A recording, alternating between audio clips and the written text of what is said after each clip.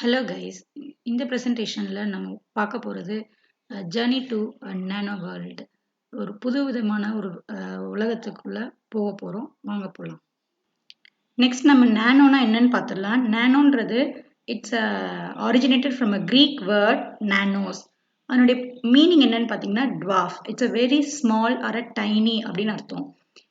நானோ டெக்னாலஜின்றது it's nothing but study of nano-sized materials and its characteristics. இப்போ ஒரு நானோ மெட்டீரியல்னா என்ன அப்படின்னு பார்த்தீங்கன்னா it's a new material having its grain size in the nanometre scale. What you mean by nanometre நம்ம ஏற்கனவே தெரியும். ஒரு நானோமீட்டர் அப்படின்றது பார்த்தீங்கன்னா 1/1000th of a meter, 1/10⁻9 times metre or 10⁻⁻9 மீட்டர்ஸ்ன்னு படிச்சிருக்கோம். ஸோ யூஸ்வலாக இந்த நானோமீட்டர்ஸ் மெட்டீரியல்ஸ் எல்லாமே பொதுவாக இந்த நானோ மெட்டீரியல்ஸ் என்ன சைஸில் இருக்கும் அப்படின்னு பார்த்தீங்கன்னா 1 நானோமீட்டர்லேருந்து 100 நானோமீட்டருக்குள்ளே இருக்கும். How small is nano? Nano is very, very small. Too small to see. There are 1 billion nanometers in a meter.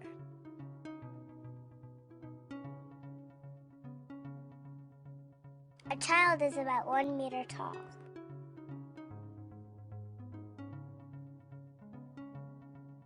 Ten times smaller is a hand.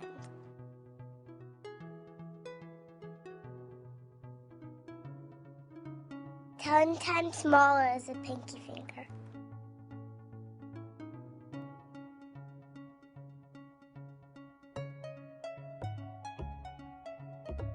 Ten times smaller is a freckle.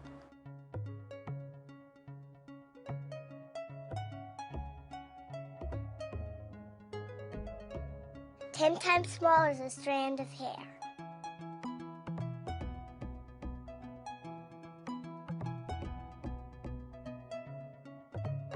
Ten times smaller is a red blood cell.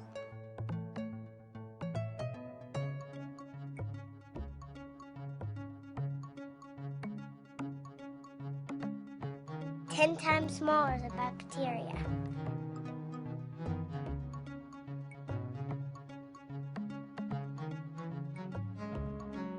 Ten times smaller is a virus.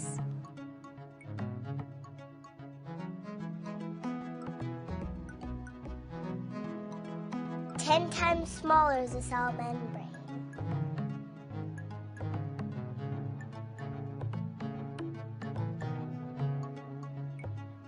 Ten times smaller is a sugar molecule. That's about 1 nanometer wide.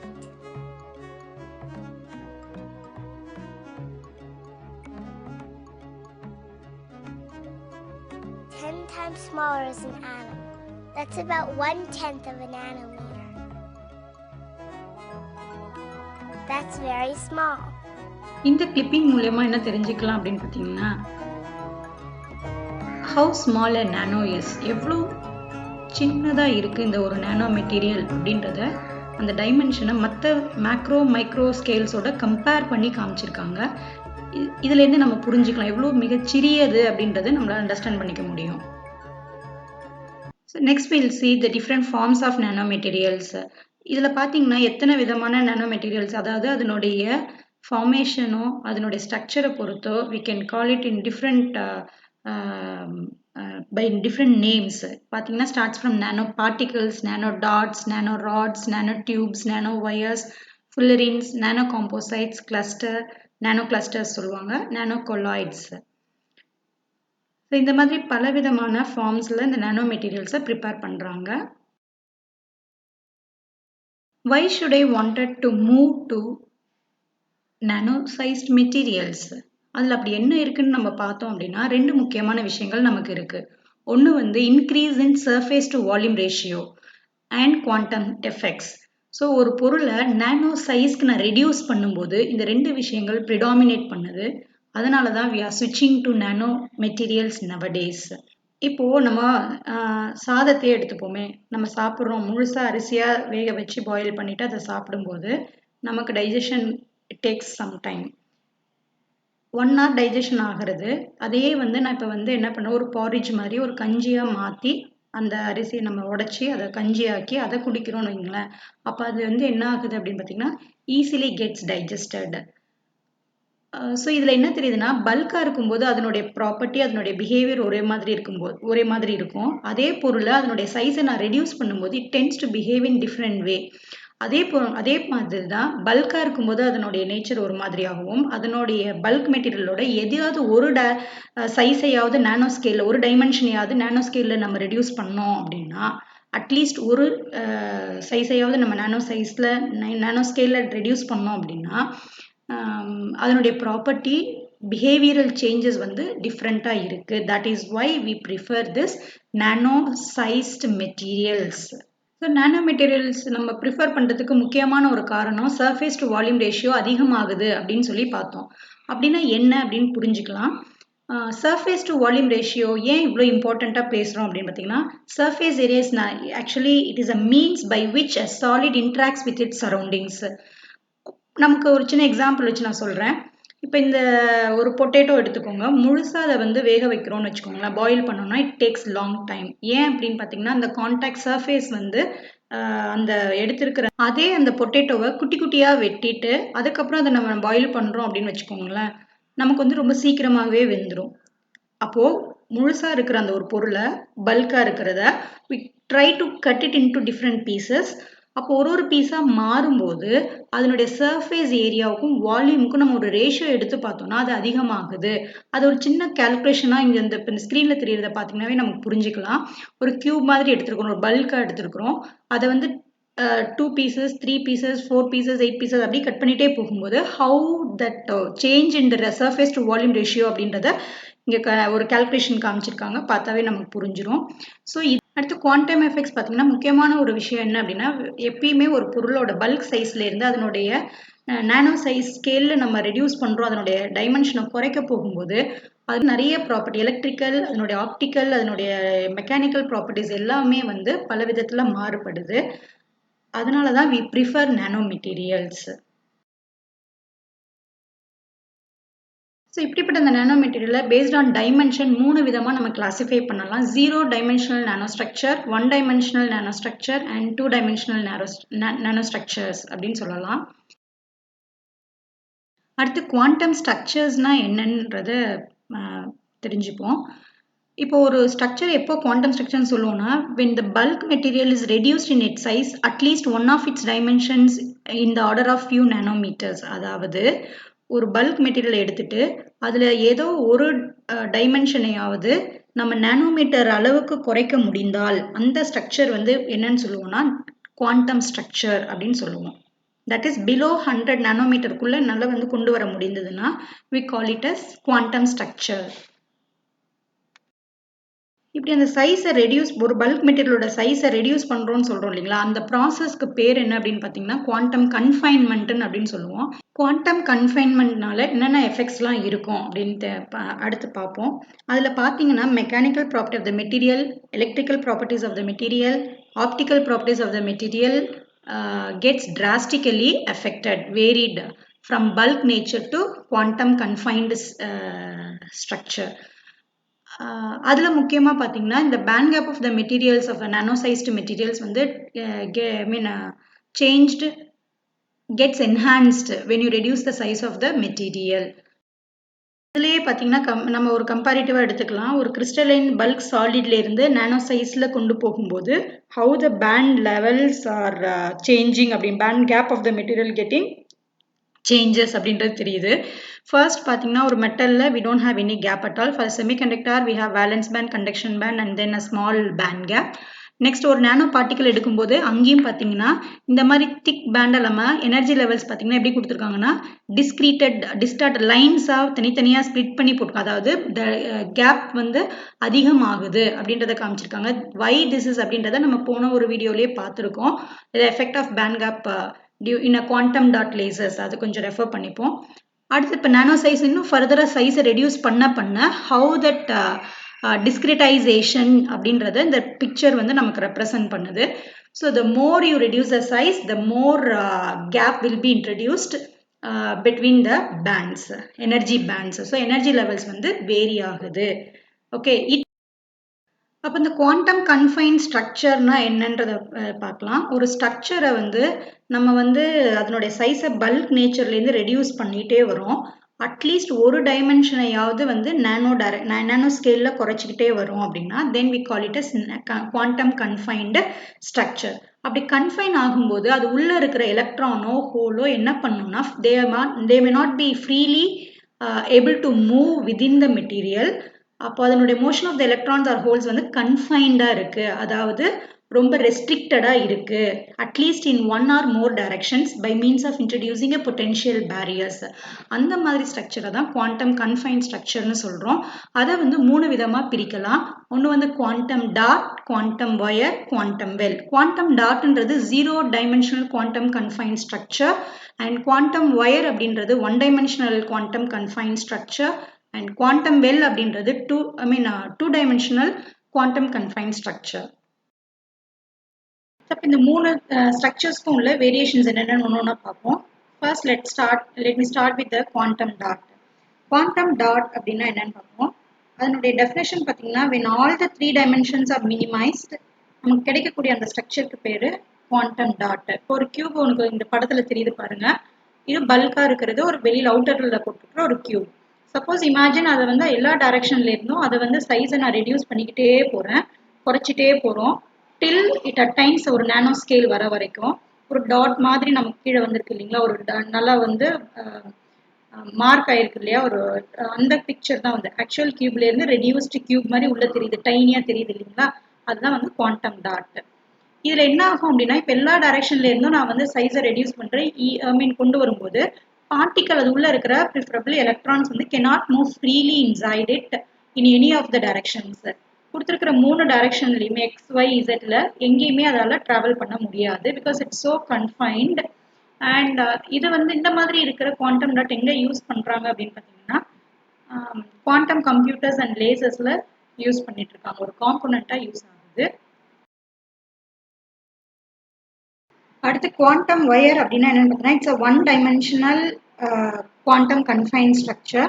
அதாவது இதுல இருந்து electrons வந்து confined in 2 mutual perpendicular directions and then that particular structure we call it as quantum wire அப்படின்னு சொல்லுவோம். அதாவது அந்த ஸ்ட்ரக்சரை வந்து பார்த்தீங்கன்னா இந்த கியூபை பார்த்தீங்கன்னா 2 டைரக்ஷன்லேருந்து நம்ம என்ன பண்ணுறோம், ரெடியூஸ் பண்ணிகிட்டே வரோம். ஒரு டைரக்ஷனில் we leave it without confining, 2 side X Y 2 கோஆர்டினேட்டை மட்டும் எடுத்துப்போம், அதை மட்டும் வந்து குறைச்சிட்டே ரெடியூஸ் பண்ணிகிட்டே வரும். சே ஃபார் எக்ஸாம்பிள் இசட்டை வந்து ரெடியூஸ் பண்ணலை அப்படின்னு எடுத்துக்கிட்டோம்னா ஓகே, அந்த மாதிரி ஸ்ட்ரக்சர் வந்து கிடைக்கும் போது எப்படி கிடைக்குதுன்னா நமக்கு ஒரு டியூப் மாதிரி கிடைக்குது, ஒரு ஒயர் மாதிரி கிடைக்குது இல்லையா. So we call it as quantum wires அப்படின்னு சொல்கிறோம். இதில் பார்த்தீங்க அப்படின்னா 2 டைமென்ஷன்ஸ் ரெடியூஸ் ஆகும், ஒரு டைமென்ஷன் ரிமைன்ஸ் லார்ஜ், அந்த ரிசல்ட்டிங் ஸ்ட்ரக்சர் பேர் குவாண்டம் வயர் அப்படின்னு சொல்லுவோம். இது உள்ள இருக்கிற பார்ட்டிகல் எப்படி இருக்குன்னா can able to move freely in only 1 particular direction. So இதில் இந்த மாதிரி பிஹேவியர்ஸை எதெல்லாம் எக்ஸிபிட் பண்ணுது அப்படின்னு பார்த்தீங்கன்னா நானோ வயர்ஸ், நானோ ராட்ஸ், நானோ டியூப்ஸ் அதெல்லாம் சொல்லலாம். சப்போஸ் இப்போ அந்த பல்க் மெட்டீரியல்லேருந்து ஒரே ஒரு டைமென்ஷன் ஒரு சைடை மட்டுமே நம்ம வந்து நானோ மீட்டர் லெவலுக்கு குறைக்கிறோம் அப்படின்னா தென் அதர் 2 டைமென்ஷன்ஸ் வந்து அப்படியே லார்ஜராகவே வச்சுருந்தோம் அப்படின்னா அந்த ஸ்ட்ரக்சருக்கு பேர் குவாண்டம் வெல் அப்படின்னு சொல்லுவோம். இந்த மாதிரி இருக்கிற குவாண்டம் வெல் இந்த படத்தில் பார்த்தீங்கன்னா தெரியும், ஒரு ஷீட் மாதிரி நமக்கு கிடைச்சிருக்கு பார்த்தீங்களா. ஸோ இந்த குவாண்டம் இதுக்கு பேர் குவாண்டம் வெல்னு சொல்லுவோம். இதில் எலக்ட்ரான்ஸ் எப்படி இருக்குன்னு பார்த்தீங்கன்னா it is confined, electrons R confined inside minimum with, அதாவது it cannot move freely, it can able to move in 2 directions, it is restricted in only 1 particular direction. 3 விதமான குவாண்டம் ஸ்ட்ரக்சர்ஸை பார்த்தோம். இந்த குவாண்டம் கன்ஃபைன் ஸ்ட்ரக்சர்ஸ்னால நமக்கு என்ன அப்படின்னு பார்த்தீங்கன்னா the more you confine the structures or confine the dimensions, the more the density of state function looks like that of an atom. அதாவது இதனுடைய பொருள் என்ன அப்படின்னு பார்த்தீங்கன்னா எப்படி ஒரு அந்த பேண்ட் கேப் டயக்ராம் நம்ம பார்த்தீங்கன்னா ஞாபகம் இருக்கும், அதில் போக போக அதனுடைய எனர்ஜி லெவல்ஸ் வந்து எப்படி ஆகிட்டே இருக்குன்னா வைடன் ஆகிட்டே போகுது இல்லைங்களா, டிஸ்க்ரீட் ஆகிட்டே போகுது இல்லைங்களா. அப்போ அதே மாதிரி இந்த மாதிரி நானோ ஸ்ட்ரக்சர்ல ரெடியூஸ் பண்ணும்போது ஒரு அதுல உள்ள இருக்கிற எலக்ட்ரானோட பிஹேவியர் வந்து சேஞ்சஸ் டிராஸ்டிக்கலி. அப்போ அதனுடைய density of states also varies. அதனால தான் we are going to study the in order to understand the behavior of electrons, electron density எப்படி இருக்கும் அப்படின்றத கம்பேர் பண்ண போறோம் இந்த மூணு ஸ்ட்ரக்சர்ஸுக்குமே. So let's move on to this electron density now. We know that what do you mean by electron density? இதை ஏற்கனவே நம்ம வந்து படிச்சிருக்கோம், இருந்தாலும் ஒரு தடவை ஒரு ரீகேப் பண்ணிக்கலாம். It is a number of electrons per unit volume in a material. ஒரு பல்க்ல நம்ம சொல்ல போனா இப்படி எடுத்துக்கலாம், எவ்வளோ எலக்ட்ரான்ஸ் ஒரு யூனிட் வால்யூம்குள்ள அகாமடேட் பண்ண முடியுமோ அதுக்கு பேர் electron density. Usually it is determined by density of states functions. நம்ம அதை வந்து ஒரு எக்ஸ்பிரஷன்ஸ் கொண்டு வந்திருக்கோம். Basically it is a property of a material. Average energy between energy states வந்து எப்படி இருக்கு அப்படின்னு பார்த்தீங்கன்னா, நம்ம ஃபைனலாக அந்த எக்ஸ்பிரஷன் கொண்டு வந்திருக்கோம் இல்லைங்களா, அதை வச்சு கால்குலேட் பண்ணி பார்த்தோம்னா it is found to be inversely proportional to volume of a solid. So இங்க பார்த்தீங்கன்னா டெல்டா E வந்து inversely proportional to A cube ன்னு போட்டிருப்போம் for a bulk material. இந்த மாதிரி குவாண்டம் கன்ஃபைன் பண்றதுனால நமக்கு என்ன கிடைக்கும்னு பார்த்தீங்கன்னா, சாலிடா இருக்கும்போது அந்த பொருள் எப்படி பிஹேவ் பண்ணுதோ அதை விட அந்த பொருளையே நான் பார்ட்டிகளா உடைச்சு சின்னதாக்கும் போது அதனுடைய பிஹேவியர் வந்து வேற மாதிரி இருக்கு. எப்போ இந்த குவாண்டம் கன்ஃபைன்மெண்ட் எஃபெக்ட் ப்ரிடாமினேட் பண்ணல அதிகமாக நடக்கும் அப்படின்னு பார்த்தீங்கன்னா, when the size of the particle is too small compared to wavelength of the electron. எலக்ட்ரானோட வேவ்லென்த்தை விட or equal to that of the wavelength of electron இருந்தா குவாண்டம் கன்ஃபைன்மெண்ட் ஆஃப் எஃபெக்ட் வந்து நமக்கு நிறைய தெரியும். ஸோ எப்பெல்லாம் வந்து நம்ம வந்து பல்கா பார்க்கும்போது, அதாவது எந்த பக்கமும் கன்ஃபைன் ஆகாத ஒரு பொருள் எந்த பக்கமும் வந்து ரெடியூஸ் பண்ணாம அப்படியே இருக்குன்னா அது சாலிட் பல்க் மெட்டீரியல்னு சொல்றோம். அதே கன்ஃபைன்ட் ஆகும்போது அதோட electrical properties has drastic change as well as varying behaviors. So அதோட எலக்ட்ரிக்கல் ப்ராப்பர்ட்டிஸ் drastically vary ஆகிறதுனால we are going to study about that electronic density of states. electronic density of states வந்து இங்க compare பண்ணியிருக்கிறோம். So இந்த மூணு ஸ்ட்ரக்சருக்குமே பார்த்தீங்கன்னா இந்த டயக்ராம்ல காமிச்சிருக்கிறாங்க, ஒரு கிராஃபிக்கலாக அதை ரெப்ரசென்ட் பண்ணியிருக்கிறோம். How the variation of this energy density D of E with respect to energy. இந்த டென்சிட்டி ஃபங்க்ஷன் நமக்கு ஏற்கனவே இசட் ஆஃப் இ கால்குலேட் பண்ணியிருக்கோம். For these quantum dot, quantum wire, quantum well, for bulk how the values அப்படின்றத இங்கே compare பண்ணிட்டு ஒரு comparative சார்ட்டாக இங்கே கொடுத்துருக்குறோம். So you can refer that for better understanding. இந்த கிராஃப் எப்படி அப்படின்றத இப்போ அடுத்து நம்ம அண்டர்ஸ்டாண்ட் பண்ணிக்கலாம். எப்பயுமே டைமென்ஷன், அதாவது என்ன சைஸ் எத்தனை டைரக்ஷன்ல நம்ம வந்து கன்ஃபைன் பண்றோம் அப்படின்றதும் உள்ள இருக்கிற அந்த எலக்ட்ரானோட மூவ்மெண்ட்டும் ஆப்போசிட்ல சொல்லணும். சே ஃபார் எக்ஸாம்பிள் பல்க்ல பார்த்தீங்கன்னா மூணு சைடுமே நம்ம கன்ஃபைன் பண்ணல. ஸோ எலக்ட்ரான்ஸ் வந்து can freely move in all directions. அதே தான் அடுத்தடுத்து எல்லாத்துக்கும். இப்போ இந்த கிராஃப்ல பார்த்தீங்க அப்படின்னா பல்க்ல இருந்து quantum வெல்லாவோ quantum வயராவோ quantum Tata reduce ஆக you could see the difference here. இந்த கிராஃப்ல நல்லா தெளிவாக கொடுத்துருப்பாங்க. வேலன்ஸ் பேண்டுக்கும் கண்டக்ஷன் பேண்டுக்கும் இடையில இருக்கிற அந்த band gap when you start decreasing the size further into the very nano scale dimension என்ன ஆகுது அப்படின்னு பார்த்தீங்கன்னா மோர் கேப்ஸ் இன்ட்ரடியூஸ் ஆகுது. கொஞ்சம் கொஞ்சமா அந்த விலகல் நடந்துகிட்டே இருக்கு. எனர்ஜி லெவல்ஸ் வந்து வைடன் ஆயிட்டே போகுது. அதை தான் வந்து ஸ்டெப் பை ஸ்டெப் வேரியேஷன்ஸாக காமிச்சிருப்பாங்க. ஃபைனலாக when you achieve this quantum dot வரும்போது பார்த்தீங்கன்னா வெறும் கோடு மட்டும்தான் போட்டிருப்போம். கிட்டத்தட்ட ஒரு ஆட்டம்க்கு எப்படி டிஸ்கிரிட்டைஸ்டு ஒரு எனர்ஜி லெவல்னு நம்ம ஒரு கோடு போடுறோமோ அதே மாதிரி இங்கே வந்து நமக்கு it behaves as if like an atom. ஏன்னா அதனுடைய டைமென்ஷன் வந்து அவ்வளோ ஸ்மாலராக இருக்கிறதுனால இப்படி பிஹேவ் பண்ணுது. So we will very well understand the variation of this energy density with respect to energy from these graphs. Okay, hope you would have understood this energy variations. And Fermi energy பார்த்தீங்கன்னா will not change for a solidக்கும் சரி nano sized materialக்கும் ஒரே தான் இருக்கும், because it is not size dependent parameter.